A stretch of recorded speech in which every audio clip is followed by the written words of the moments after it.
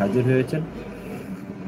এর মধ্যে যে বইটি সবচেয়ে বেশি বিতর্কের জন্ম দিয়েছে সে বইটি হচ্ছে আমাদের বাংলাদেশেরই ছবি রয়েছে সে সুপারস্টার এবং তিশা। সেই মোস্তাক এবং তিশাকে শেষ পর্যন্ত আমাদের পাঠকরা শেষ পর্যন্ত তাকে মেলা থেকে বের করে দিয়েছে, এবং মেলা থেকে বের করে দিয়েছে এই কারণে, কারণ তার যে লেখা সেই লেখাগুলা সে বলেছে যে সেগুলা হুমায়ুন আহমদকে উনি ফলো করে এটা করেছেন, এবং উনি ছাত্রী বয়সের বা মেয়ের বয়সের একজনকে বিবাহ করেছেন। এই জন্য উনি ওইতে উদ্বুদ্ধ হয়ে উনি নিজেও নাতির বয়সের একজনকে তিশাকে বিবাহ করেছেন, এই মুশতাক আহমেদ।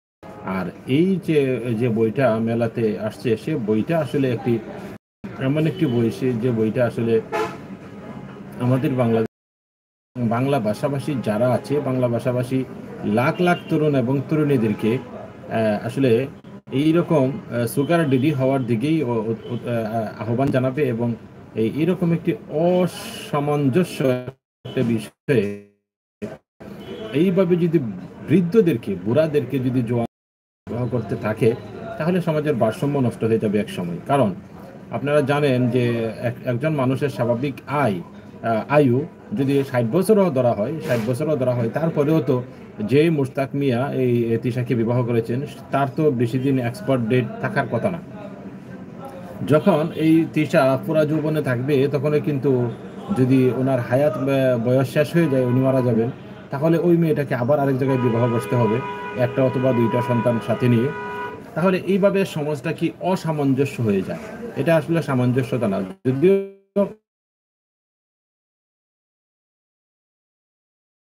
ইসলাম বা কোনো ধর্ম সেটাকে পারে, কিন্তু এত ভারসাম্যহীন যদি সবাইকে উদ্বুদ্ধ করা হয় যে তোমরা সবাই যুবতী মেয়েরা আমার মতো বুড়া সুগার ডেডিদেরকে বিবাহ করো, তাহলে তো সমাজটা একসময় নষ্ট হয়ে যাবে। দেখুন শেষ পর্যন্ত আমাদের দর্শকরা এই মুশতাককে নিয়ে, আমাদের দেশের পাঠকরা শেষ পর্যন্ত ভুয়া ভুয়া ভুয়া স্লোগান দিয়েছে। যেটা জানেন, আমাদের বাংলাদেশের একজন ক্রিকেটার অলরাউন্ডার আছেন সাকিব আল হাসান, উনি কিন্তু নৌকার টিকিট নিয়ে সংসদ সদস্য নির্বাচিত হয়েছেন, এবং কিছুদিন আগে বা কয়েকদিন আগে সিলেটে এসেছিলেন উনি খেলার জন্য। সিলেটের যে ক্রিকেট স্টেডিয়াম সেখানে খেলার সময় উনি যখন খেলতে পারেন না, আউট হয়ে যায়, তখন সাধারণ দর্শকরা কিন্তু ঠিকই সময় মতো ইনজেকশন ঠিকই মনে করেন পুশ করে। সাধারণ দর্শকরা তখন ভুয়া ভুয়া মানে বুয়া বুয়া স্লোগান দিয়েছে, বারবার স্লোগান দিয়েছে, বুয়া বুয়া নৌকা নৌকা বলে স্লোগান দিয়েছে। এই যে একজন অলরাউন্ডার সুপারস্টার সাকিব আল হাসানকে বুয়া বুয়া স্লোগান শুনতে হয়েছে, এবং একই স্লোগান আমাদের এই তিশা এবং এই যে মুশতাক এবং তিশা তাকেও শুনতে হয়েছে। এবং আমাদের নতুন প্রজন্ম এই ধরনের কুরকুরে মুরমুরে ভালোবাসা কি কয়েকদিন পরে আবার শেষ হয়ে যাবে। আবেগী ভালোবাসা, টাকার জন্য প্রেমে পড়া, টাকার জন্য বুড়াদেরকে বিবাহ করা, এবং কিছুদিন পর তাকে ফেলেতে আবার যৌবনের তাড়নায় আরেকজনকে নিয়ে ছুটে যাবে। কারণ এই মুশতাক মিয়ার এই ঘটনাটা ঘটেছে। আসলে দেখি আমরা আমাদের দেশের শিক্ষিত ছাত্র ছাত্রীরা এই বিষয়টা নিয়ে কি বলতে চান, তারা কি মুশতাক মিয়াকে এবং এই তিশাকে তারা আসলে কি বলতে চান, এই বিষয়টা যদি একটু দেখি।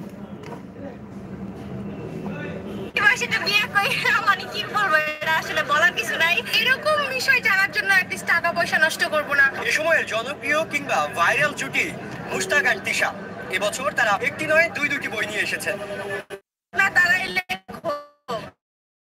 ঠিক আছে, অনেক ব্লগাররা লিখতেছে সবাই লিখতেছে ওনাদের প্রেম কাহিনী দেখার জন্য যারা ইচ্ছুক তারা তো ব্লগেই দেখতে পারতেছে, তাদের তো আর মনে করেন করা লাগবে না বই কিনে, মানে এটা আমাদের কাছে একদম ফালতু।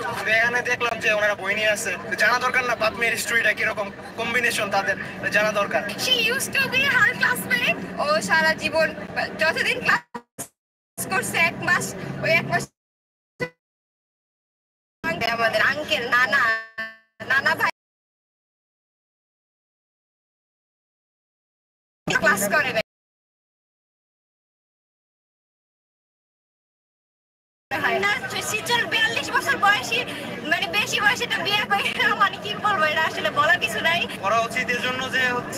ভবিষ্যতে আর বাকি যারা সুন্দরী মেয়ে আছে তাদের প্রতি আগ্রহী হবে। এরকম সুগার ডেডি যারা আছে তাদের কাছে যাবে, তাদের আশেপাশে ঘুরবে, এই জন্য করা উচিত। তাদের যেই লেখা এটা থেকে আসলে পাঠক হিসেবে আমাদের বাস্তব জীবনে যে কোনো উপকার হবে এটা আমি মনে করি না। তাদেরকে নিয়ে আসলে যে ভিড়, এটা মূলত হচ্ছে প্রকৃত যারা লেখক তাদেরকে আসলে দূরে সরিয়ে দেওয়া হচ্ছে। এরকম বিষয় জানার জন্য অ্যাটলিস্ট টাকা পয়সা নষ্ট করবো না। যে জিনিস থেকে কোনো কিছু শেখার নেই সেই জিনিস থেকে কি পড়বো? মুস্তাক অ্যান্ড তিশার বই বিক্রি হচ্ছে এবং প্রচুর ভিড়, কি মনে করছেন কেমন? এবং আপনি নিজেও রেকর্ড করছেন সেটা। আমি বিগ ফ্যান ওনার। Big fan? কেন? মাত্র 21শে বই মেলায় ওনাদের দেখতে আসছি, ওনারা আমার আইডল। ওনার বই বের হয়েছে আমি এখানে আইসা জানছি। ওনার ওয়াইফ করবেন কিনা বা কিনবেন কিনা? ওনাদের বই পড়ার সেরকম ইন্টারেস্ট আমি পাচ্ছি না এখন। আমার যে চয়েস সেই চয়েসটা অন্য ধরনের বই। কি মনে হচ্ছে তাদের বইটা কেমন হতে পারে? জঘন্যর পরে যদি কিছু থাকে বা আরো নিচে যদি কিছু থাকে ওইটাই হতে পারে ভাই। না পড়ে এটা বলে দিলে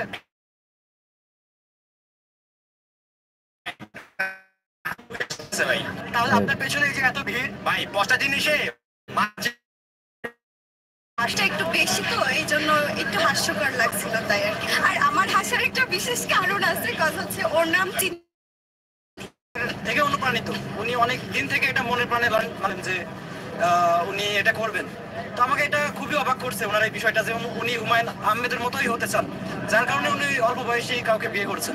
আর তার বইয়ের প্রচ্ছদ, বইয়ের নাম কেমন লেগেছে? বইয়ের কোনো বিষয়বস্তু নাই, জাস্ট নিজের একটা নাম দিয়ে রাখলে তো আর সেই বইটা নিয়ে আমাদের আগ্রহ নাই। ওনাদেরকে নিয়ে এতটা ভিড়, এটা কি মনে হচ্ছে আসলে? বই বিক্রি হচ্ছে এখানে নাকি অন্য কিছু? এটা হচ্ছে মানুষ উপহার ছাড়া আর কিছুই করতেছে না। এখানে মানুষের মনে কি চলতেছে সেটা হয়তো তারা বুঝতে পারতেছে, বাট তারা এটা এনজয় করতেছে হয়তো।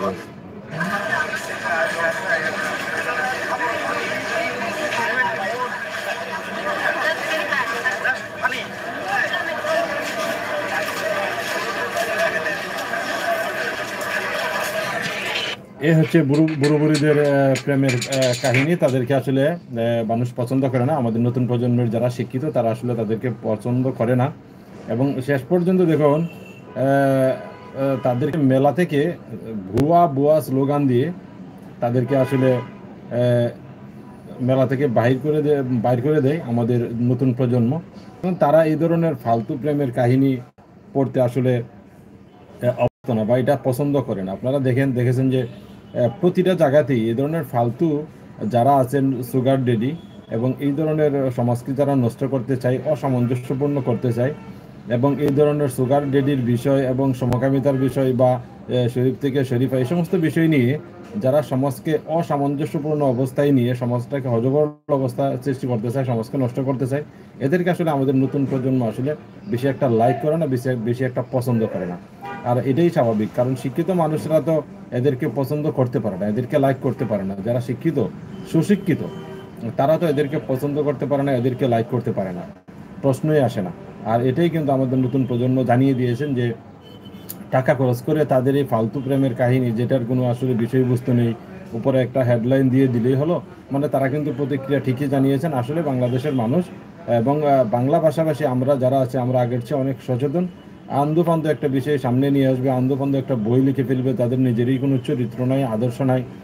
তারা চরিত্র এবং আদর্শকে জলাঞ্জলি দিয়ে এইভাবে একটা ছাত্রী বয়সের একটা মেয়েকে পটিয়ে তারপরে বিয়ে করবে, টাকার লোভে মেয়েটাও বিয়ে বয়স বসবে, মানে এই সমস্ত ফালতু কিচ্ছা কাহিনী পড়ার আসলে সময় আমাদের নেই। আপনারা দেখেছেন পাকিস্তানের যে নির্বাচনে, সেখানে কিন্তু যুবকদের বিশাল একটা ভূমিকা রয়েছে। তাকে জেলে ঢুকানোর পরেও কিন্তু সেখানে কিন্তু ইমরান খান কিন্তু বিজয়ী হয়েছে।